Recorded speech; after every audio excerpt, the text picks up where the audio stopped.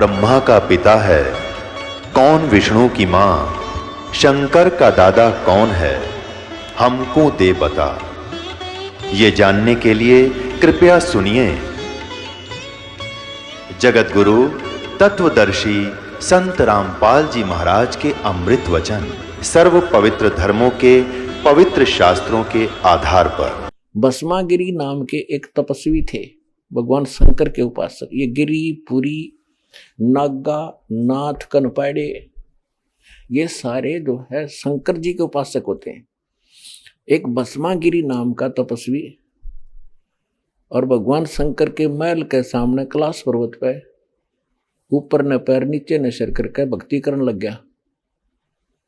12 वर्ष तक खड़ा रहा।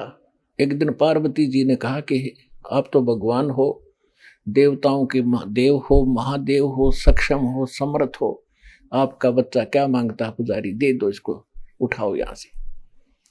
भगवान शंकर ने कहा कि बोल भाई क्या मांगता है।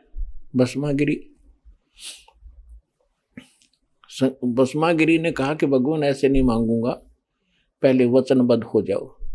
भगवान शंकर ने कहा ठीक है, मैं वचनबद्ध हो गया, खड़ा हो गया। फिर आप अपना भस्म कड़ा दे दो, जो आत्मा पर रखा था उसमें शक्ति थी कि किसी के सिर पे ऊपर नो कर दे भस्म, वो खत्म हो जाता था, जल जाता था, राख बन जाती थी।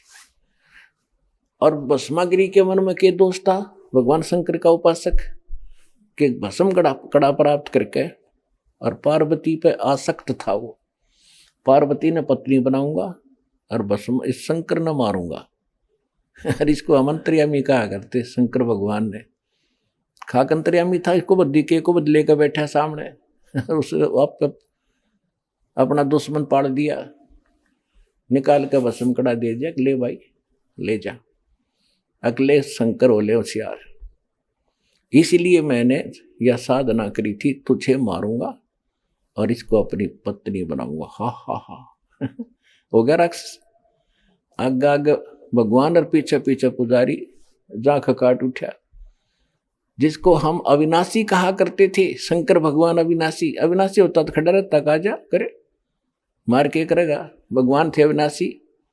दरिया में गिर दिया, गंगा के अंदर, और तोब के गोले चला दिए, छींट तक नहीं लगी परमात्मा के। शेख तकी ने 10 टुकड़े कर दिए थे मालिक के रात ने, शरीर के तलवारों से गुंडे ले जाकर। और चलन लगे, जब खड़े हो गए परमात्मा और कहा शेख तकी आजा, चाय पानी पी के जाइए। पसीने आ गए थे उन गुंडा के।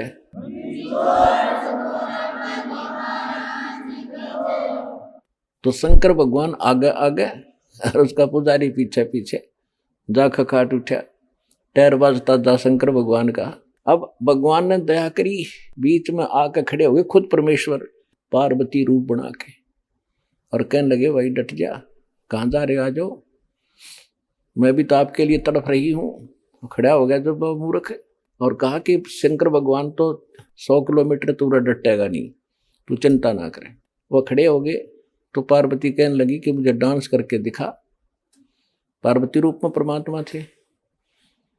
तो उसने कहा देखो मैं तो तपस्वी आदमी, मैंने डांस करना नहीं आता। पार्वती रूप में भगवान बोले ला मैं सिखाती हूँ, इस पैर को आगे कर, इसको पीछे कर, डो डो डो डो डो डो, फिर इसने ऊपर कर, इसने नीचे करे। जब वो सरपा आ गया और कर ऊपर, जिस हाथ में कड़ा ले रहा था ना, वो सरपा आ गया उस पोड़ी बूझ के। जब कह दिया भस्म, भस्मागिरी वहां खत्म हुआ। उसके बाद वो भस्मा असुर कहलाया, भस्मासुर राक्षस। जब वो कड़ा लेकर शंकर भगवान के आगे प्रकट हुए परमात्मा विष्णु रूप धारण करके, शंकर जी बोले विष्णु जी पागले, बात बिगड़गी। परमात्मा बोले क्या हो गया भाई, कैसे ऐसे उसने जुल्म कर दिया, मेरे साथ धोखा कर दिया। कोई बात नहीं, उसको मैंने मार दिया है। नहीं नहीं ऐसे कैसे मार दिया, वो तो मरने वाला था, उसके पास तो कड़ा है, कि ये कड़ा ले तेरा। कैसे लाए, तब रुके जब कड़ा देख लिया कि कैसे लाए, कि नो ना पूछा कैसे लाए, तू चल वापस, आप चलो। जब उस भस्मागिरी की राख देख ली ना, जब शंकर भगवान के दिल की वो पल्स ठीक हुए और धड़कन ठीक हुई, तो पुण्यात्मा हम कान डड़े डुआ रखे थे मूर्खा न मारे। और परमात्मा कहा करते 3 देव की तो करते भक्ति, उनकी कदे ना होवे मुक्ति। अब विष्णु भगवान की और कथा सुना दूं।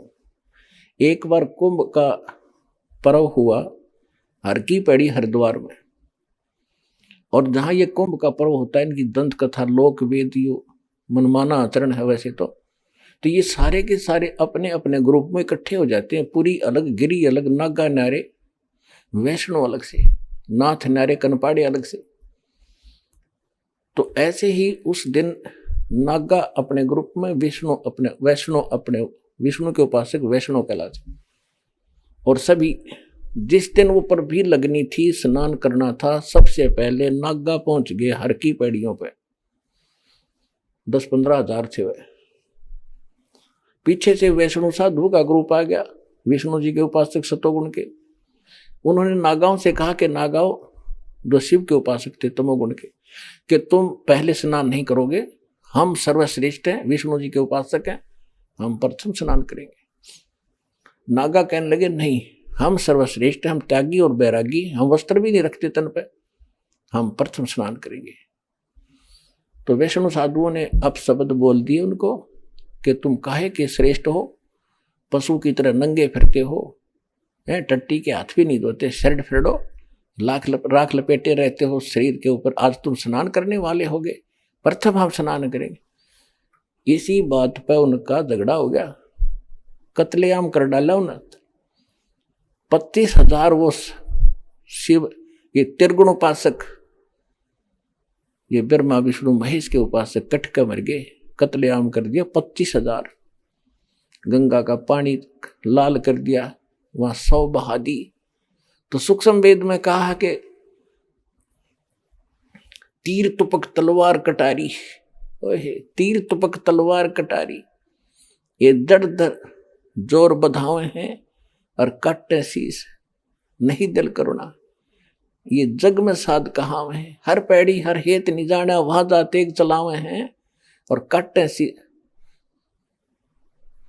और जो दिन इनके दर्शन को जावे, उनको भी नरक पठावे हैं। तीर तुपक तलवार कटारी, जम दर जोर बधावे हैं, और हर पैड़ी हर हेत ना जाना, वहां जाते एक जलावे हैं। देखो, कहते हर की पैड़ी कहो, भगवान का घाट स्थान बताते हो, और भगवान के घाट पर तुमने कत्लेआम कर दिया। तुम अकल है तुम्हारे अंदर? हर पैड़ी हर हेत नहीं जाना, भगवान में प्रेम नहीं तुम्हारा, और वहां जा तेग चलावे हैं और काटे शीस, नहीं दिल करुणा।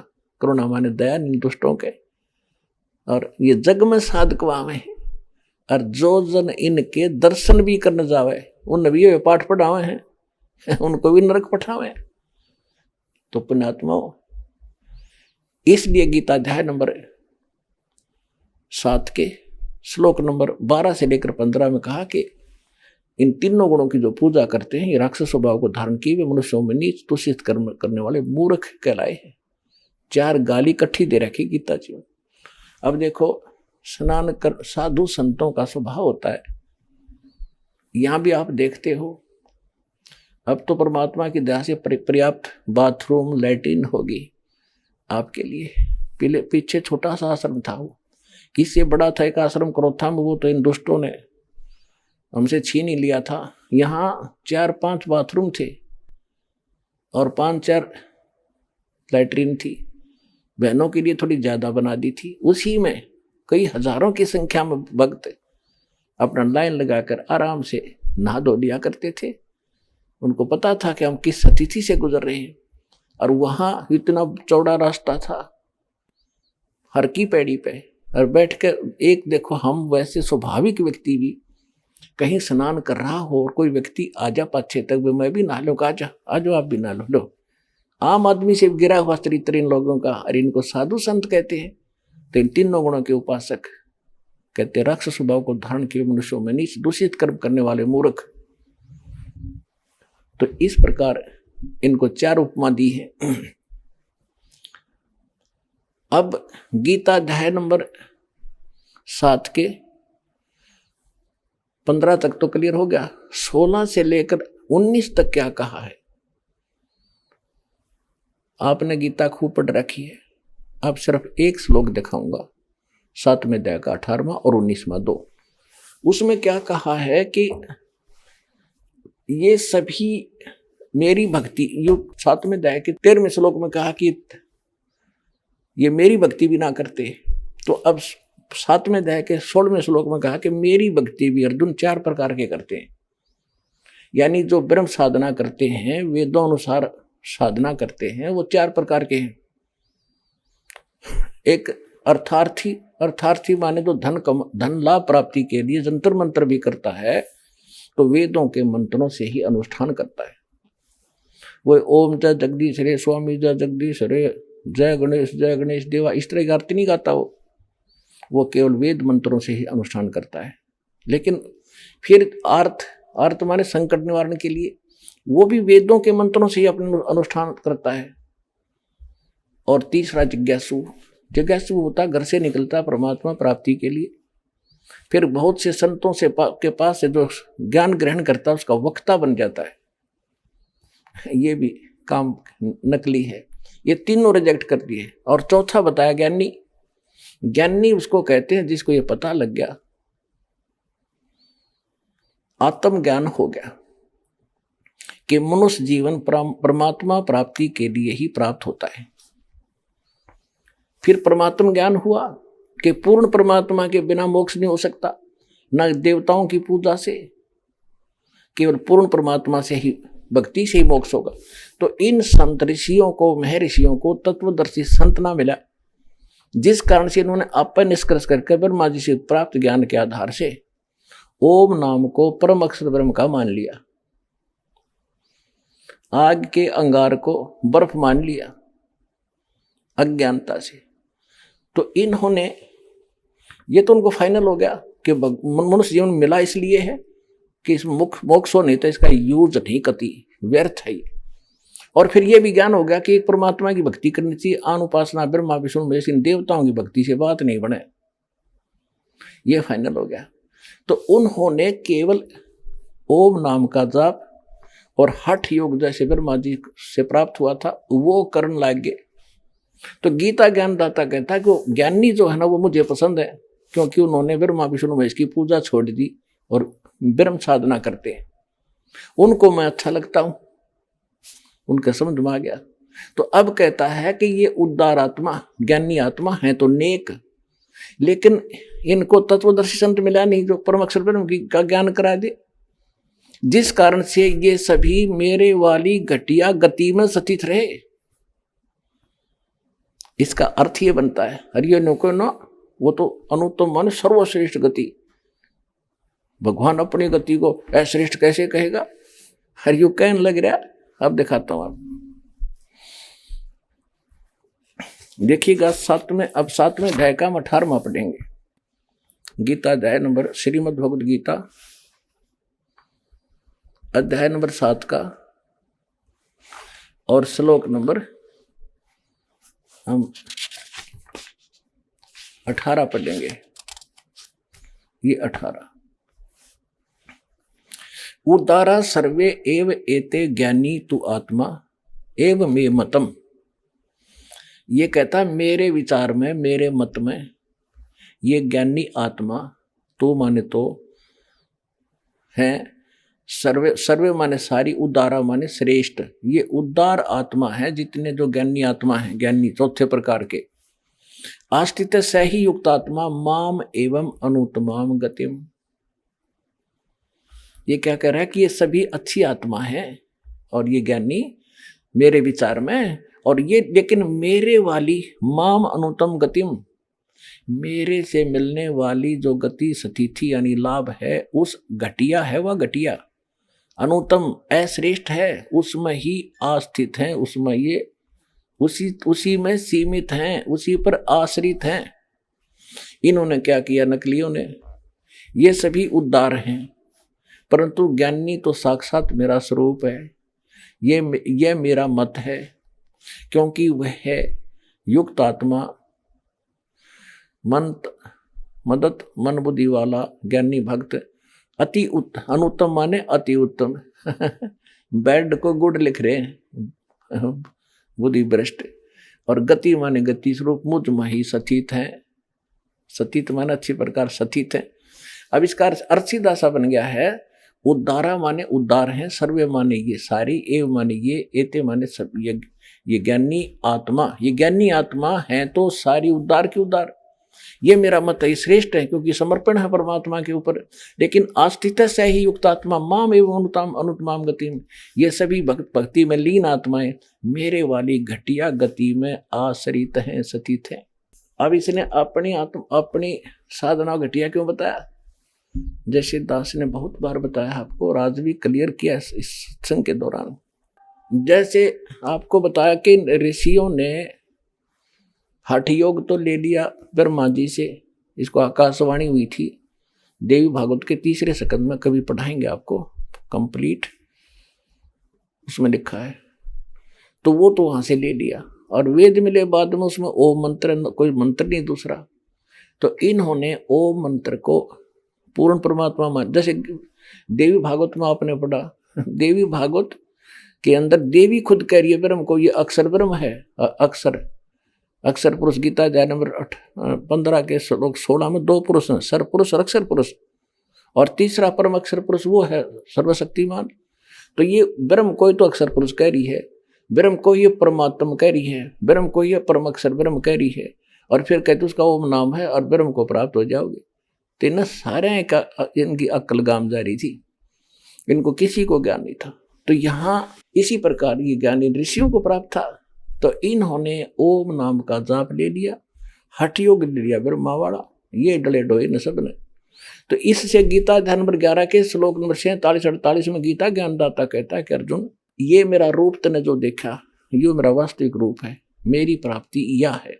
लेकिन ये मेरा रूप ना वेदों वर्णित विधि से, ना किसी जप से, ना तप से, ना किसी साधना से मेरे रूप का कोई दर्शन नहीं कर सकता, देख नहीं सकता, यानी मुझे प्राप्त नहीं कर सकता। तो वेदों में वर्णित विधि से परमात्मा प्राप्ति नहीं है, इसलिए इन्होंने निराकार निराकार कह दिया। इन मिला को नहीं कहते, खोजत खोजत था किया अंत कहा बेचून। कबीर साहब कहते हैं सूक्ष्म वेद में, तत्व ज्ञान में, कि खोज खोज कर थक गया, आखिर में कह निराकार है। और वो तो काल साकार है, सारे भगवान साकार है। तो इन ऋषियों ने परमात्मा की खोज में समर्पित हो गए। एक चुनक नाम का ऋषि था, इसी आधार से उसने अन्य देवताओं की पूजा नहीं की, ओम नाम का जाप हठ योग स्टार्ट कर दी। तो इससे इनको परमात्मा मिलानी, ये एटम बम बन जाते, सिद्धियां आ जाती गजब की। कई हजारों वर्ष तक तप करता रहा, सूख के अस्थि पंजर सा बन गया। एक पूरी पृथ्वी का शासक मान धाता चक्रवर्ती राजा था। और उस समय राजा लोग क्या किया करते कि अपनी पूरे राज्य में दूसरे तीसरे चौथे वर्ष क्या करते थे कि ये देखने के लिए कि मेरी पराधीनता को किसी ने अस्वीकार तो नहीं कर दिया है, उसके लिए एक घोड़ा जो राजा का पर्सनल हॉर्स होता था, उसके गले में एक पंपलेट लिख दिया जाता था कि जिसने राजा की पराधीनता अधीनी स्वीकार ना हो, अधीनता, तो वो घोड़े को पकड़ दे और युद्ध के लिए तैयार हो जा। और उस पर लिख रखा था राजा के पास 72 सोनी सेना है, 72 करोड़ समझ लो मोटे शब्दों में। तो वो घोड़ा साथ में हजारों सैनिक पूरी पृथ्वी पर घूमे आए। जाते समय भी चुनक ऋषि की कुटिया के पास से गए, जब वापस आए तब भी वहीं से गुजरे। चुनक ऋषि इस ब्रह्म का पुजारी था, काल का। इसने कहा अब देखो काल क्या चाल है, पहले तो इसको एटम बम बनवाया, हट गजब की साधना करवा दी, परमाणु बम बनवा दिया, बना दिया भक्ति सिद्धि शक्ति का। उधर से उसके हाथ में रिमोट, उसकी बुद्धि भ्रष्ट कर दी। संत का और राजा के खसन की क्या मतलब होया करे, वो अपना काम करे, वो अपनी भक्ति करे। तुझे कुछ कहें जब तक दूसरी बात छेड़े, जब तक अपनी सिद्धि शादी भी दिखा। वे मतलब खस्या। अग भाई कहाँ गए थे सैनिकों? सैनिक बोले जी ऐसे ऐसे गए थे, हम पूरी पृथ्वी घूमे आए, सारी कहानी बताई। तो ऋषि ने कहा कि तुम्हारे राजा में इतनी ताकत है, किसी ने घोड़ा नहीं पकड़ा? अक नहीं, किसकी माँ ने दूध पिया? क्योंकि सैनिक भी अभिमानी, राजा के अभिमानी ही हो जाते हैं, नौकर भी। किसकी माँ ने दूध पिलाया है, और फोड़ दें जाड़ उसकी, ऐसे कर दें वैसे कर दें। है किसी की हिम्मत? राजा के पास 72 अक्षौणी सेना है। अब चाणक्य ऋषि ने सोचा ये तो घने अभिमानी हो गए, इन्हें सेट कर दूं। उसने कहा कि मैंने पकड़ लिया। चाणक्य ऋषि ने कहा कि मैंने युद्ध उठ लिया तुम्हारे राजा का, और बांध दे घोड़ा यहाँ पे। सैनिक बोले अरे कंगाल, ओ कंगले, दाने खाने को नहीं तेरे पास, और युद्ध करेगा मानधाता चक्रवर्ती राजा के साथ? तेरी क्यों स्यात बोल दे रही है, तेरी क्यों सामत आई है? चुप करके अपनी माला फेर बैठ चुपचाप करके। तो ऋषि कहने लगा भाई देखी जाएगी, हमने युद्ध उठ लिया। अब उन्हें बांध दिया घोड़ा उसी कुटिया के, उसी वृक्ष का जिसका नीचे कुटिया थी उस ऋषि की। राजा को जाकर नमक मिर्च लगा के बता दिया जी आज एक व्यक्ति ने हिम्मत करी है आपके घोड़े को बांधने की, कल दूसरे का सिर उठेगा। निप the evil in the bit, बुराई को सटाट में समाप्त कर देना चाहिए। राजा ने कहा ठीक है मंत्रियों, दोनों जाओ। 72 अक्षौणी सेना की 4 टुकड़ी बना दी 18 करोड़ की। उधर से उस कर्म ठोक ने, ऋषि ने, उस काल के पुजारी ने अपने जीवन में जो कमाया था उसके 4 डले बना लिए, 4 पुतली, परमाणु बम बना दिए, 4 सिद्धि थे। वचन जैसी शक्ति किसी चीज में नहीं है। ये विज्ञान तो फेल है वचन के सामने। अब राजा की 18 करोड़ सेना आई, उसने एक पुतली परमाणु बम छोड़ दिया, 18 करोड़ को कत्लेआम कर दिया। समझ में नहीं आया उनका कहां से तीर आवे हैं। राजा ने दूसरी टुकड़ी भेजी, ऋषि ने दूसरा परमाणु छोड़ दिया। यानी 72 करोड़ सेना की 4 टुकड़ी उस ऋषि ने नाश कर डाली, 72 करोड़ जीव मार दिए। अपने आत्माओं यहां बताता है, गीता ज्ञानदाता कहता है इसके साथ के बनेगी फिर इस ऋषि के साथ। अब तक इसने टीटी पाक के और 72 करोड़ जीव मार दिए। देखो जीव हिंसा कोई किसी हथियार से कर दो, या अपने शराब से कर दो, या अपने किसी सिद्धि साधना से कर दो, वो तो पाप ही है। अब यू काल का कितना लंबा जाल है कि इसने तपस्या करी, उससे तो राजा बनेगा एक चाणक्य ऋषि। ओम नाम का जाप करया, ब्रह्मलोक में जाएगा। ब्रह्मलोक में जाएगा जब तक इसके पुण्य रहेंगे, वहां चौधरी पाक क्या रहेगा न खूब ठाठ करेगा। क्योंकि इस परम अक्षर ब्रह्म न छोड़ के सतपुरुष कबीर साहब की भक्ति को छोड़कर बाकी जिसकी भी आप साधना करते हो, आपके पाप और पुण्य दोनों भिन्न भिन्न लिखे जाते हैं, और सारे ही आप न भोगने पड़ते हैं। पुण्य के लिए पहले स्वर्ग जाएगा, महास्वर्ग जाएगा, वहां अपने ओम नाम की कमाई ने नाश करेगा, फिर पृथ्वी पाओगे राजा बनेगा। राजा बनकर चक्रवर्ती राजा भी बन सकता है चाणक्य ऋषि की आत्मा। फिर नरे पाप को माओगा, किते शिकार खेल लगा, किते और उद्मस्ता रहेगा, किते सेना मरवाओगा युद्ध कर करके, पृथ्वी यहीं छोड़ रह जाएगी, युद्ध धक्के खाओगा। उसके बाद फिर 84 लाख योनियों में चक्कर में आओगा, यू कुत्ता बनेगा, और इस कुत्ता बनकर इसके शर में कीड़े पड़ेंगे। वो जितने 18 करोड़ सैनिक इसने मारे थे, 72 करोड़, वह सारे इसको चुन चुन कर खाएंगे। अब परमात्मा के सूक्ष्म वेद, अब गीता ज्ञानदाता कहता है कि ये ज्ञानी आत्मा है तो उदार है, यानी समर्पित है भगवान के लिए, लेकिन ये मेरे वाली घटिया साधना में ही लीन रहे, मेरी अनुत्तम गति में रहे कि जन्म मृत्यु मेरी भी रहेगी, और ये भी 84 लाख योनियों में चक्कर काटते रहेंगे, ब्रह्मलोक में जाओगे, फिर पुनरावृत्ति में आओगे। अपने आत्मा ये है तत्व ज्ञान। अब क्या बता सूक्ष्म वेद में, 72 अक्षौणी खा गया यो चाणक्य ऋषि सुअर एक, ये दे धारे जोरा फिरे, ये सभी काल के वेखे। कहते हैं 72 अक्षौणी अक्षय करी, 72 अक्षौणी का नाश कर दिया, 72 करोड़ सेना खा गया यू चाणक्य ऋषि सुअर एक। ऋषि जैसे एक मुनि, और फिर मुनिवर यानी मुनियों में श्रेष्ठ, और फिर मुनीश्वर यानी मुनि वर्ग तभी श्रेष्ठ, उनका भी मालिक है, उनसे भी तगड़ा। तो सब यानी तीसरी क्वालिटी का माना जाता था ऋषिश्वर, जैसे कि एक ईश्वर और तीसरा परमेश्वर। तो इसी प्रकार इनकी स्थिति होती है। ईश ना ऋषि, ऋषिवर ऋषियों में श्रेष्ठ, और फिर ऋषिश्वर, ऋषि श्रेष्ठ, ऋषियों से भी श्रेष्ठ, यानी सबसे बढ़िया ऋषि का यू कर्म। होय 72 अक्षौणी खा गया ये चुणक ऋषि सुअर एक, ये दे धारे जोरा फिर ये सभी काढ़ के बेखे। होय ये तुमने दिखे भगत। और ऋषि कहते हैं चलती फिरती मौत है, ये तोब के गोले थे ये दे धारे मौत, जोरा माने मौत या चलती फिरती मौत। कोई थोड़ा सा बोल पड़ेगा तेरा नाश होगा, नाश कर सको तुम भला कैसे कर सकते, क्योंकि तुम काल के पुजारी, ये भला कर ही नहीं सकता जीव का।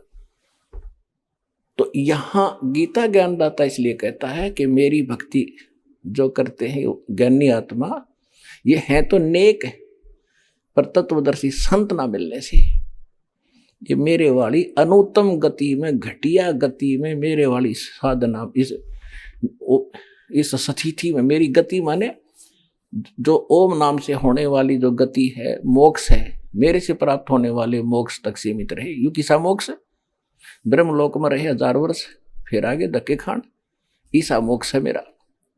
गीता ज्ञानदाता कहता अपने आत्माओं देखना रहस्य इस गीता जी में। गीता अध्याय नंबर 7 के श्लोक नंबर 19 में स्पष्ट कर दिया, बहुनाम जन्मानाम अन्ते ज्ञानवान माम प्रपद्यते वासुदेव सर्वमिति स महात्मा सुदुर्लभ है। ओए होए क्या बताया है कि बहुत बहुत जन्मों के किसी अंत के जन्म में कोई ज्ञानी आत्मा माम प्रपद्यते मेरी भक्ति करता है ब्रह्म तक की, ना तो नीचे की जय गणेश देवा जय गणेश देवा इन पत्थर की पूजा मंडे रहते लगे रहते। कोई एकाध करता है ब्रह्म साधना और वो बता दी बात घटिया है मेरे वाली, फिर कहते हैं वासुदेव सर्वमिति स महात्मा सुदुर्लभ है। ओए होए ये बताने वाला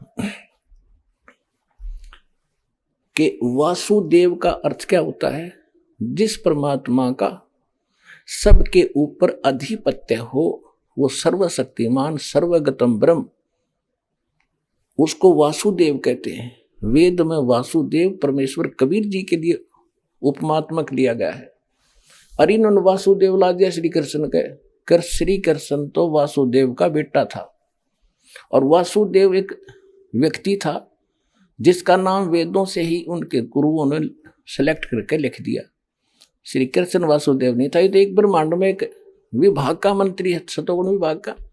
और परम अक्षर ब्रह्म पूर्ण परमात्मा असंग ब्रह्मांड के स्वामी है, वो है वासुदेव। और वही पूजा के योग्य है, वही मोक्षदायक है, वही पाप नाशक है, और वो सबका मालिक है, सबका धारण पोषण करने वाला। कहते हैं ये बताने वाला संत बड़ी मुश्किल से मिलेगा अर्जुन, कि वासुदेव ही सब कुछ है, उसकी भक्ति करो और की त्याग दो। वो पाप नाशक है, सबका पालक है, सृष्टि रचनहार है। कहते ये बताने वाला महात्मा तो सुदुर्लभ है। ओए बड़ी मुश्किल से मिलेगा। और पुण्यात्मा आपको आसानी से मिला दिया दाता ने, धन आपके माता पिता जिससे जन्म हुआ। ये देखिएगा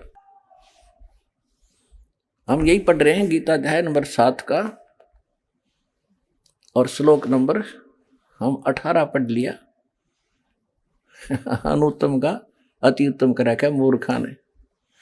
अब 19 में क्या कहा है कि बहुनाम जन्मानाम अंते ज्ञानवान माम प्रपद्यते। बहुनाम जन्मानाम अंते, बहुत बहुत जन्मों के अंत के जन्म में कोई ज्ञानवान ज्ञानी आत्मा मुझे मेरी भक्ति करता है। वासुदेव सर्वम इति स महात्मा सुदुर्लभ है। ओए होए ये बताने वाला कि वासुदेव ही सब कुछ है, सर्वम, वही मालिक है, वही सबका जनक है, सबका पालक है, पाप नाशक है, भक्ति योग्य है, पूर्ण मोक्षदायक है। ये बताने वाला साधु संत तो बड़ी मुश्किल तय मिलेगा। इनका अनुवाद देखिए, बहुत जन्मों के अंत के जन्म में तत्व ज्ञान को प्राप्त पुरुष सब कुछ वासुदेव ही है। या नीचे लिखा भी इन्होंने, अर्थात वासुदेव के सिवा अन्य कुछ है नहीं। बिल्कुल सही है। इन वासुदेव श्री कृष्ण मान रखा था, ये उस पर कह रहे, इसका अर्थ ये सही है, सब कुछ वासुदेव ही है। इस प्रकार मुझको बचता हुआ महात्मा सुदुर्लभ है। कर दिया ना अज्ञान, इन्होंने बकवाद कर दी सारी। इसका सीधा सा अर्थ है, देखो संस्कृत पढ़ेंगे, बहुनाम जन्मानाम अंते ज्ञानवान माम प्रपद्ये। बहुत बहुत के अंत के किसी जन्म में ज्ञानी आत्मा मेरी भक्ति करता है। और वासुदेव सर्वमति, वासुदेव ही सब कुछ है, इति यह बताने वाला स महात्मा सुदुर्लभ है। वो संत तो बड़ी मुश्किल तय मिलता है। एक समय परमात्मा मिले थे आदरणीय गरीबदास साहिब जी को, कबीर साहब, गांव छुड़ानी, जिला जज्जर, हरियाणा। उसके पश्चात उनको ये ज्ञान पर कंप्लीट दे ही दिया था, अपने से परिचित करा दिया था, सतलोक ले गए थे, वापस छोड़ा था। तो उस एक समय पंजाब का रहने वाला लुधियाना के पास एक वासियर गांव है, वहां का एक 800-900 बीघे का जमींदार था सरदार जी, उसका नाम था राम राय। ये सिंह तो गुरु गोविंद सिंह के बाद लगाने लगे हैं, पहले तकरीबन मिलते जुलते हिंदुओं वाले नाम ही थे इनके। तो उसको एक दिन कभी गरीबदास जी की वाणी ब्रह्म वेदी सुन ली किसी भगत के द्वारा, जो गरीबदास जी का शिष्य था।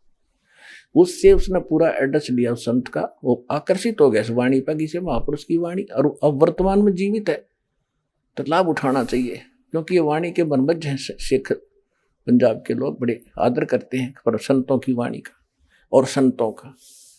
अब वो वहां से चल पड़ा एड्रेस लेकर छुड़ानी गांव का, 200 किलोमीटर पैदल आया, किधर रेल थोड़ी बहुत ट्रेन भी ना होंगी जब तक तय, जैसे तैसे वो छुड़ानी पहुंचा। अब उसने क्या सोच रखा था,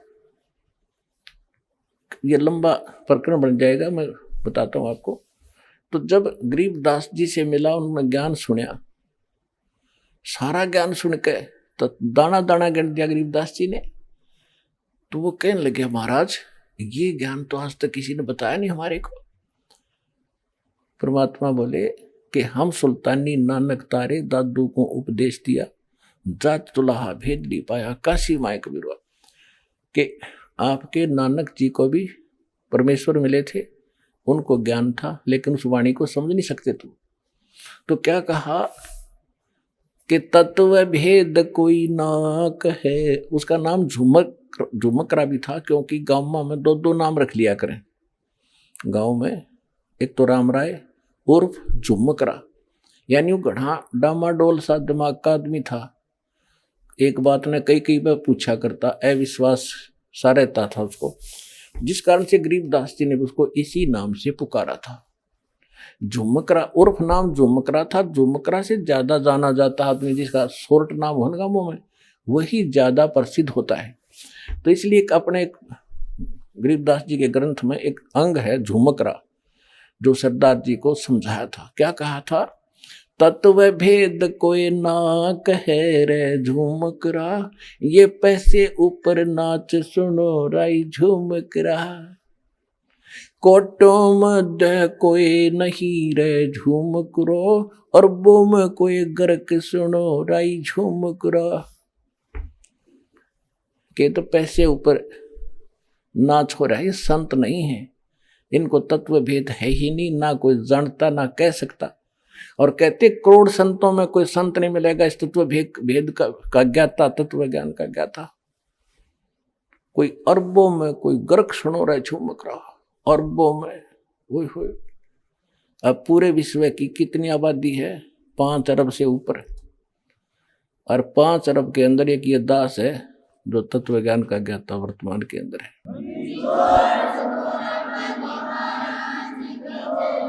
तो गरीबदास जी कहते हैं, कोटों मध्य कोई नहीं रे झुमकरा, करोड़ संतों में नहीं पाओगे इस ज्ञान का ज्ञाता। और कंप्लीट कंप्लीट कोरस हो उसके पास, पूरे मंत्र हो। ग्रक माने saturated, complete in all respect, देसी भाषा ग्रक, यानी कति कंप्लीट, जिसमें कोई कसर ना हो, ऐसा संत। कहते कोटों मध्य कोई नहीं रहे झूमकरा, करोड़ों में कोई नहीं है, अरबों में कोई ग्रक सुनो रही झूमकरा। तो यहां गीता जी भी वही कहती है, बहु नाम जन्माना मनते ज्ञानवान माम पर्वते, वासुदेव सर्वमिति स महात्मा सुदुर्लभ है। कि ये बताने वाला कि सर्व वासुदेव यानी सर्वशक्तिमान परमात्मा जिसका सबके ऊपर अधिपत्य है, वो वासुदेव है। जैसे ब्रह्मा जी, विष्णु जी, शिव जी, ये सबके ऊपर, सबके मालिक नहीं है। वासुदेव माने सबके ऊपर जिसका वास है, जो सबका मालिक है। ये केवल ब्रह्मा विष्णु महेश एक एक विभाग के एक ब्रह्मांड में मालिक हैं। ये कुल के मालिक वासुदेव नहीं है। सरपुरुष यानी ज्योति निरंजन कालीन का पिता ब्रह्म, ये केवल 21 ब्रह्मांड का मालिक है, ये कुल का मालिक नहीं, ये वासुदेव नहीं है। अक्षर पुरुष केवल 7 सिंह ब्रह्मांड का मालिक है, ये कुल का मालिक नहीं है, ये वासुदेव नहीं है। परम अक्षर ब्रह्म ये ओवरऑल कंट्रोलर है, सब का मालिक है, ये वास्तव में वासुदेव है, वो कबीर परमात्मा। हम सुल्तानी नानक तारे दादू को उपदेश दिया, जात जुलाहा भेद न पाया, वो काशी महे कबीर हुआ। गरीबदास साहिब जी को परमात्मा ले गए थे सतलोक सचखंड, वापस छोड़ा था, तब उन्होंने बताया। नानक साहिब जी को भी परमात्मा लेकर गए थे, उन्होंने वापस छोड़ा। और भी दादू साहिब जी को भी, बहुत से महापुरुषों को जिनके शुभ नाम दास बार बार आपको दोहराता है। तो क्या बताया है कि अनंत कोट ब्रह्मांड का एक रति नहीं भारे, ये सतगुरु पुरुष कबीर हैं कुल के सृजनहार। वो कौन कबीर? काशी जात दुलाहा भेद नहीं पाया, काशी माए कबीर हुआ। ये है वो परम अक्षर ब्रह्म, जिसके विषय में गीता ज्ञानदाता 18वें अध्याय के 62वें श्लोक में और 18वें अध्याय के 66वें श्लोक में कहता है कि अर्जुन, सर्वधर्मान परिताज माम एकम शरणं व्रज, अहम तवा सर्व पापे भयमोक्षामि मा शुच। कि मेरे 70 के ओम नाम के जाप की और ये 500 यज्ञ जो करता है तू, ये मेरे 70 की जो ओम नाम की, क्योंकि पूर्ण परमात्मा के पाने का 3 मंत्र का जाप है। ओम तत्सत, ओम ब्रह्म का, सरपुरुष का, तत् और सत्य सांकेतिक है। गीता अध्याय नंबर श्लोक नंबर 23 में तत् सांकेतिक है, तत् और ओम मिलकर ये 2 अक्षर का मंत्र बनता है, इसको सत्यनाम कहा गया है। और सत ये सार नाम है, ये परम अक्षर ब्रह्म का मंत्र है। तो यहां बताया है कि मेरे 18वें अध्याय के 66वें श्लोक का ये अर्थ है कि सभी मेरे 70 की जो धार्मिक साधनाएं हैं, अनुष्ठान तने किए हैं ओम नाम के जाप की, मुझे दे दे वह भक्ति, फिर मैं तुझे मुक्त कर दूंगा। क्योंकि हम ओम नाम के जाप की कमाई ब्रह्म लोक में खर्च कर देते थे, हम कंगाल के कंगाल होकर गधे बनकर घूमते रहते थे, ये हम इसके मजदूर बने रहे। अब हम इसको ओम नाम का जाप दे देंगे, ये हमें छोड़ देगा, फिर हम सतलोक में चले जाएंगे अपने परमात्मा के पास। तो ये भी कहता है सर्वधर्मान परित्यज माम, मेरे 70 की सब पूजा मुझे मत छोड़ दे, एकम शरणम व्रज, एक मन जिसके बराबर दूसरा ना हो, सर्वशक्तिमान की शरण में जा, तब मैं तुझे सब पापों से मुक्त कर दूंगा। फिर जब हम इससे कर्ज मुक्त ही हो गए, फिर इसका हमारा लेना देना क्या रहा, ये क्या मांगा हमारे ऊपर। तो इस प्रकार हम सतलोक जाएंगे और गीता ज्ञानदाता उस परम अक्षर ब्रह्म सतपुरुष कबीर साहिब की शरण में जाने को कह रहा है कि जहाँ उसकी शरण में जाने से ही तू सर्वभाव से उस परमेश्वर की शरण में जा, उसकी कृपा से तू परम शांति को, सनातन परम धाम को प्राप्त होगा, शाश्वत स्थान को प्राप्त होगा। और मेरी शरण में रहेगा तो अर्जुन जन्म मृत्यु तेरी भी होगी मेरी भी होगी। और मेरे पुजारी का क्या हाल होगा, चुनक ऋषि की कथा तेरे को सुना दी। तो पुण्यात्माओं, आपका सौभाग्य है, आपको ये अनमोल वचन, अनमोल ज्ञान सुनने जोगा बनाया। पहले तो भगवान ने आपको विद्वान बनाया, शिक्षित किया, और दास को इसका जानकार बनाया। आज आपके रूबरू ऐसा बना दूंगा जैसे पहली का कहता हुआ, अगर वेद गीता और पुराणों को आप याद रखोगे। बोलो सतगुरुदेव।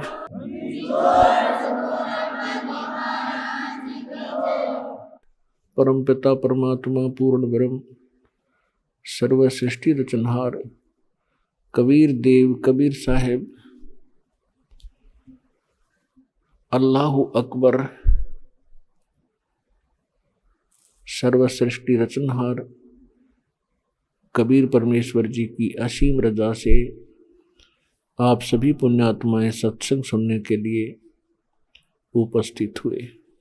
सत्संग की महिमा बताते हुए परमेश्वर स्वयं हमें सतर्क करते हैं। सतगुरु के दरबार में जाइयो बारंबार, ये बोली वस्तु लखा देवे हैं सतगुरु दातार। सत्संग की आधी घड़ी और तप के वर्ष हजार, तो भी बराबर है नहीं यूं कहें कबीर विचार।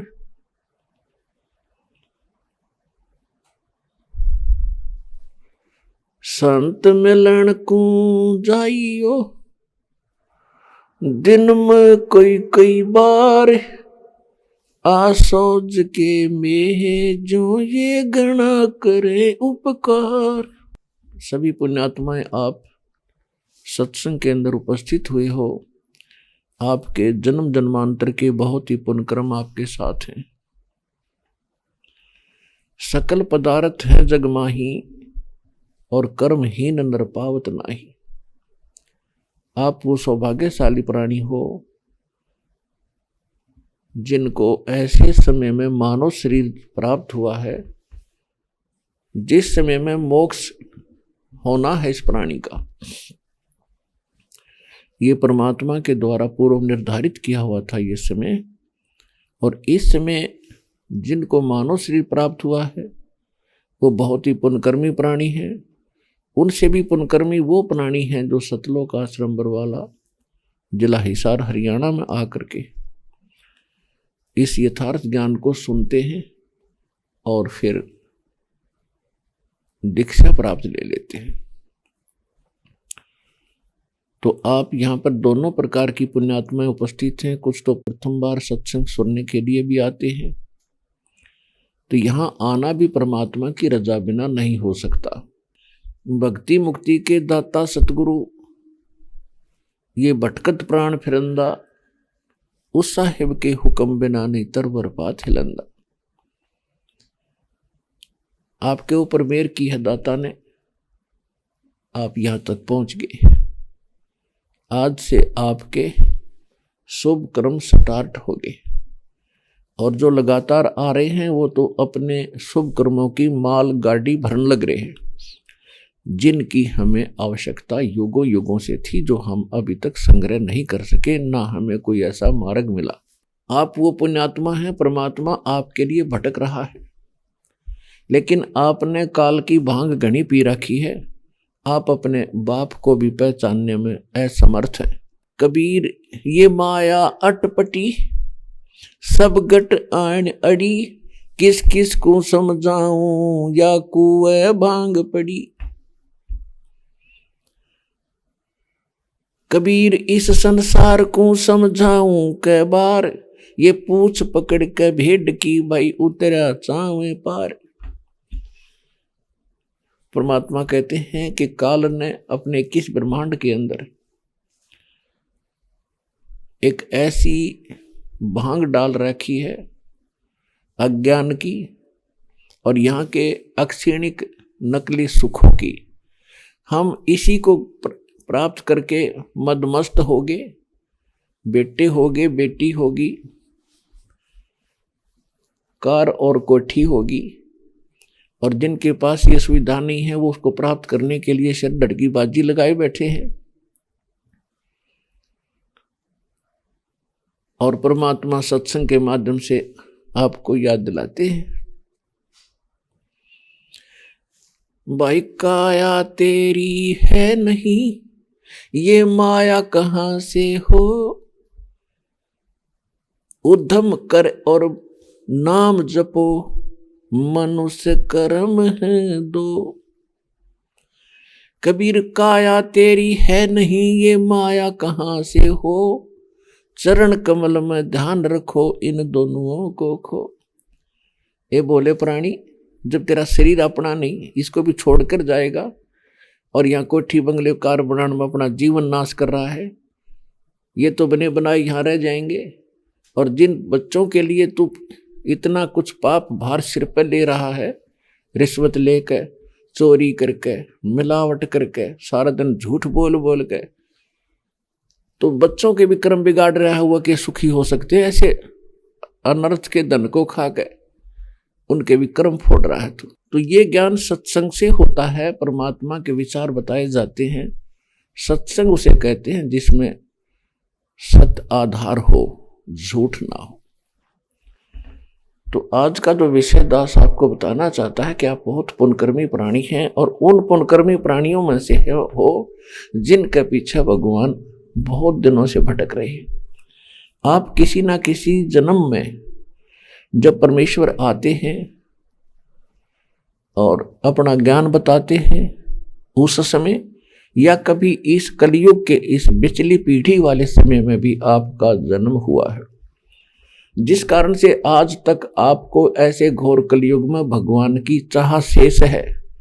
नहीं तो वैज्ञानिक पाक गए, दो थोड़ा सा ये इंग्लिश सीख ली, थोड़ी सी अटपट सीख ली, कोई उच्च पोस्ट बन गई, छोटा मोटा कोई राजनेता बन गया, धरती तोल रहा है, हर मृत्यु के बाद गधा बनेगा, वो आंखें नहीं इसके पास। तो उन आंखों का ऑपरेशन सत्संग में किया जाता है कि इसके बाद भी जीवन है, जिसको तू इतने तक सीमित है, इसके आगे भी कुछ बहुत भयंकर पीड़ाएं हैं आपके जीवन में, वो यहाँ याद दिलाई जाती है।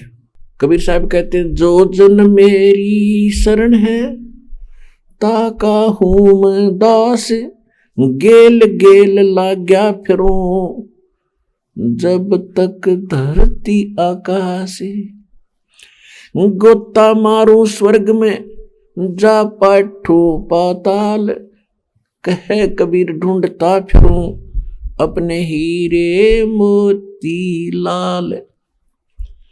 परमेश्वर कहते हैं कि जो एक बार मेरी शरण में आ गया, हमने गलती तो बहुत भयंकर कर रखी है पुण्यात्माओं। जब आप सृष्टि रचना को पढ़ोगे, सुनोगे, बहुत बार सुनाई है, आगे भी सुनाते रहेंगे, आज विषय दूसरा है, तो उससे आपको पता चलेगा कि हम कैसे सुख स्थान को छोड़कर और यहाँ किसी गंदे लोक में आ गए। एक पल का विश्वास नहीं, अगला सांस आएगा कि नहीं आएगा, और हम सारा दिन फूले फिरते रहते हैं, पता नहीं क्या क्या जुल्म कर देते हैं। और इस मनुष्य जीवन का उद्देश्य क्या है, ये सत्संग के बगैर पता नहीं चलता, और सत्संग हमें मिलता नहीं। सत्संग कई संत करते हैं तो उनको ज्ञान नहीं, वो केवल अटपट खटपट कर रहे हैं, और काल की प्रेरणा ही उनके अंदर प्रभावित है, तो उनके पास संपूर्ण ज्ञान नहीं और ना समाधान है उनके पास। तो ये परमात्मा कभी कभी रजा बख्शते हैं, तो जो रजा आज आपके ऊपर है, इसका पूरा विश्व लाभ उठाओ। परमात्मा कहते हैं, चारों युग में संत पुकारे, और कूक कहा हम हेल रे, हीरे माणक मोती बरसे, ये जग चुगता ढेल रे। परमात्मा कहते हैं, मैं चारों युगों में आया और अच्छी आत्माओं, पुण्यात्माओं को, भक्तों को मिला, उनसे उनको अपने से परिचित कराया, उसके उपरांत उनको सचखंड सतलोक, उस अविनाशी शाश्वत स्थान पर लेकर गया। आइए अब हम उन श्रद्धालुओं के अनुभव जानते हैं जो जगत गुरु तत्वदर्शी संत रामपाल जी महाराज जी से दीक्षा प्राप्त कर चुके हैं तथा उनके द्वारा बताए गए भक्ति मार्ग पर चल रहे हैं। नमस्कार सर। नमस्कार सर जी। सर क्या नाम है आपका? सर जी मेरा नाम तरुण दास है। तरुण जी आप कहाँ से हैं? सर जी मैं ग्राम इटार, तहसील खैरागढ़, जिला राजनांदगांव, छत्तीसगढ़ से हूँ। तरुण जी क्या काम करते हैं आप? सर जी मैं ग्राम पंचायत सचिव हूँ। तरुण जी, संत रामपाल जी महाराज से नाम दीक्षा लेने से पहले आप क्या भक्ति साधनाएं करते थे? सर जी, मैं सदगुरु रामपाल जी महाराज जी की शरण में आने से पहले दामाखेड़ा पंथ से जुड़ा हुआ था और उसके साथ ही साथ मैं तंत्र मंत्र जादू टोना से प्रभावित होने के कारण हनुमान जी की भी साधना किया करता था और हफ्ते में 2-2 3-3 उपवास रहा करता था।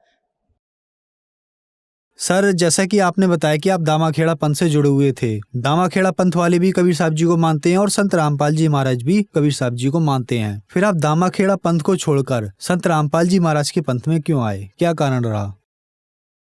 दामाखेड़ा पंथ में सर जी कबीर साहब जी को सिर्फ सदगुरु मानते हैं। जो संत रामपाल जी महाराज जी है वो चारों धर्मों में परमात्मा कबीर साहब जी को बताते हैं उसमें कि कबीर साहब ही सबका सृजनहार है, सबका पालनहार है। इसलिए हमने संत रामपाल जी महाराज जी के शरण ग्रहण की। सर, संत रामपाल जी महाराज से जुड़ने के बाद आपको क्या लाभ मिले? सर जी, संत रामपाल जी महाराज जी के शरण में जुड़ने के बाद हमें सबसे पहले तो ये लाभ हुआ सर जी कि हमें वैदिक अनुसार से सच्ची भक्ति मिली, जिसके कारण हमें तंत्र मंत्र से छुटकारा मिला। हमारा परिवार अभी वर्तमान में सुखी है और भूत प्रेत की समस्या में इतनी परेशान था कि मेरे माँ, मेरे पिताजी और स्वयं मैं एक ही घर में काम करने वाला हूँ और गांव देहात में यह है भगत जी की जलन की प्रवृत्ति होती है।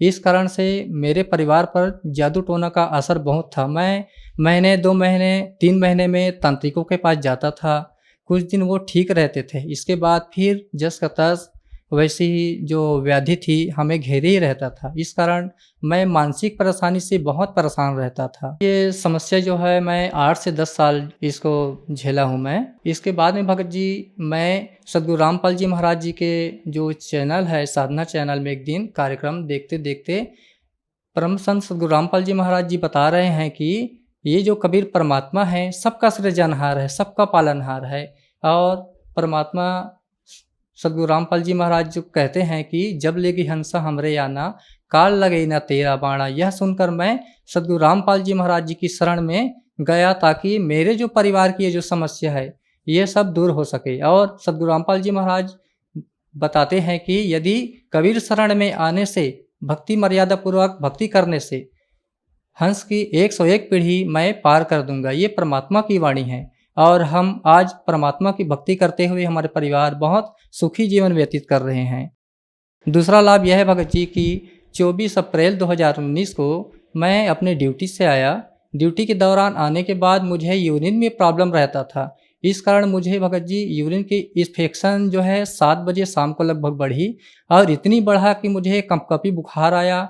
बुखार आने के बाद आधे घंटे तक बेहोश हो गया मैं। इसके बाद मैं अंतर्मन से बोलता था कि हे परमात्मा, मैं आपकी शरण में आने के बाद में सारी व्याधियों को छोड़ चुका हूँ। मैं ड्यूटी के दौरान ना किसी से रिश्वत लेता हूँ, ना मैं प्रशासन की जो है पैसे की चोरी करता हूँ और बहुत सारी जो व्याधियाँ हैं उसको छोड़ चुका हूँ। हे परमात्मा, आप तो दीन दयाल हो, मेरी रक्षा करो। ऐसे करके मैं अंतर्मन से परमात्मा की गुहार लगाया तो परमात्मा जो है वो सफ़ेद प्रकाश पुंज में आकर मेरी रक्षा किया और मैं थोड़ा सा ठीक हुआ। ठीक होने के बाद में मुझे लगा कि मैं अब थोड़ा सा ठीक हो रहा हूँ। जाके मैं परमात्मा के चरणों में दंडवत प्रणाम किया और अमृत जल पीने के बाद में भगत जी मेरी जो स्थिति है उसमें सुधार आया। अगला लाभ है भगत जी, मेरे जो पिताजी है वो वृद्धावस्था में है, लगभग उनकी उम्र है 78 ईयर। और वो एक दिन अपनी कुर्सी में बैठा हुआ था और अचानक से उसको पैरालिसिस जैसा हो गया, वो कुर्सी से गिर गया। तो मेरी जो भगतमती है उसे परमात्मा की शरण में ले जाकर दंडवत कराया, उसके बाद अमृत जल पिलाया। अमृत जल पिलाने ही मात्र से वो तुरंत उसको राहत मिला। फिर उसको हम जो प्राथमिक उपचार थे वो किए, लेकिन आज वो बीपी की दवाई से मुक्त है, बिना दवाई खाए अच्छे हैं वो संत रामपाल जी महाराज जी की दया से। और अगला लाभ जो यह है भगत जी की हमारे गांव में पानी की समस्या बहुत रहती है। तो हमारे आसपास वाले लोग जो है बहुत जो गहरे हैं वो बोर खनवाते हैं 280-300 के आसपास। लेकिन हमने संत रामपाल जी महाराज जी से प्रार्थना लगाई कि गुरुजी हमें पानी की तकलीफ बहुत है और हमें बोर खनाने की आवश्यकता है। तो परमात्मा ने आदेश दिया कि बेटा आप बोर खनन करवा सकते हो। तो भगत जी मेरी जो घर में जो पानी है वो 60 फीट से शुरू हो गया भगत जी, और परमात्मा की दया से बहुत अच्छा पानी मिला है हमको।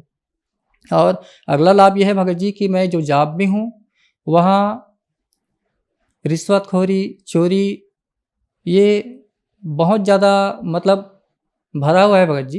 तो इसमें से परमात्मा जी के पास मैंने अरदास लगाया कि परमात्मा, जो मैं विभाग में हूँ, पंचायत विभाग में, यहाँ बिना रिश्वत लिए, कमीशन लिए लोग काम नहीं करते। तो परमात्मा बोले कि बेटा आप किसी से कुछ मत लो, आप अपने लिए मत लो, जो कर रहा है वो भरेंगे। तो मैं भगत जी 2015 से रिश्वत लेना, चोरी करना, ये सब बंद कर दिया हूँ। मैं पहले भी वैसा नहीं लेता था, लेकिन कोई कोई दे देते थे, इस कारण से मैं परेशान रहता था। सदगुरु रामपाल जी महाराज जी कहते हैं कि चोरी करना बेटा एक जहर के कण के समान है। यदि जो कोई चोरी करता है या रिश्वत लेता है, लेकर अपने परिवार को खिलाता है, वो अपने परिवार को जहर खिला रहा है। इसलिए बेटा कभी ऐसा काम मत करना। तो सर जी हमने ये सब काम बंद कर दिए हैं और हमारा परिवार जो है आज परमात्मा सदगुरु रामपाल जी महाराज जी की दया से सुखी है।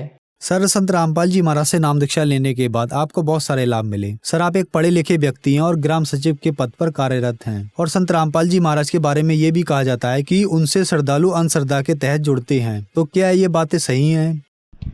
नहीं सर जी, संत रामपाल जी महाराज जी के शरण में जो जाते हैं वो पूरे ज्ञान को समझ के जाते हैं। मैं स्वयं भगत जी सदगुरु रामपाल जी महाराज जी की शरण में आने से पहले कबीर जी को मानते थे, लेकिन मैं एक दिन चैनल में गुरु जी को देखा कि कबीर साहब को तो परमात्मा बता रहे हैं और सभी में प्रमाण दिखा रहे हैं। तो मैं भी पढ़ा लिखा हूँ, अपने वेदों में देखा, तो मैं पढ़ लिख के गया हूँ। और जो यहाँ भी आते हैं सदगुरु रामपाल जी महाराज जी की शरण में, पढ़ा लिखा हुआ आदमी आते हैं। मेरी भी पहचान वाले हैं, वकील है, पुलिस है, बटालियन में हैं। ये सब मेरे भाई लोग सब पढ़े लिखे हैं, सभी ग्रंथों में मिलान करते हैं। ये सभी लोग प्रमाण देखकर ही सदगुरु रामपाल जी महाराज जी के शरण में आए हैं। सर, बहुत सारे कबीर पंथी अभी भी दावा खेड़ा पंथ में जुड़े हुए हैं, उनके लिए आप क्या कहना चाहेंगे? सर, मैं जो दावा खेड़ा पंथ में जुड़ा हुआ है वो भी परमात्मा के अंश धर्मदास जी के वंशज है, लेकिन कबीर सागर में कहा गया है परमात्मा कबीर जी द्वारा कि छठे जो पीढ़ी आएगी उसमें बेटा काल घुस जाएगा। इस कारण से वहाँ के जो कबीर सागर में भी उन लोग तोड़ मड़ोड़ कर दिए हैं। दामाखेड़ा वाले जो लोग हैं सर जी, वेदों के विपरीत, कबीर साहब के वाणी के विपरीत नाच गाना, चुंडन मुंडन करवाते हैं। ये सब कबीर साहब जी के वाणी के विपरीत है। परमात्मा कबीर साहब जी कहते हैं, मूड मुड़ाए हरि मिले तो सब कोई लय मुड़ाए, बार बार के मूड़ते भेड़ न बैकुंठ जाए। और समाजों में भी यह प्रचलित है भगत जी कि सर जी की जो भी कोई आदमी ख़त्म हो जाता है तो मूड मुड़वाते हैं, और मूड नहीं मुड़वाए तो छुआ नहीं उतरते हैं। दामाखेड़ा पंथ में जो लोग जुड़े हुए हैं, मैं उन लोगों से ये कहना चाहता हूँ कि आप लोग शिक्षित हैं, पढ़े लिखे हुए हैं, आप लोग प्रमाणों को मिलाइए। मिलाने के बाद में आप तर्क कीजिए क्या सही है क्या गलत है। उसके बाद में आप लोग को पता चल जाएगा कि संत रामपाल जी महाराज जो ज्ञान बता रहे हैं यह कबीर साहब जी के वाणी के अनुरूप है, और इसी कारण उनके जो भक्तों को 100% लाभ प्राप्त हो रहा है।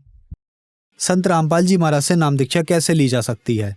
परम संत गुरु रामपाल जी महाराज जी से नाम दीक्षा इस प्रकार ले सकते हैं भगत जी कि विभिन्न चैनलों में कार्यक्रम आती है, उसके नीचे पट्टी फ्लैश होते रहते हैं, उसमें जो नंबर आते रहते हैं उसमें फ़ोन लगाकर अपने जिला राज्य का पता कर सकते हैं कि कहाँ नामदान केंद्र है। वहाँ जाके सदगुरु रामपाल जी महाराज जी से नाम दीक्षा ले सकते हैं। धन्यवाद सर। सत साहेब।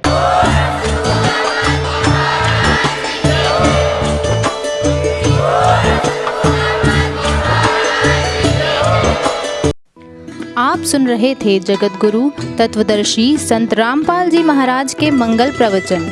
अधिक जानकारी के लिए संपर्क करें।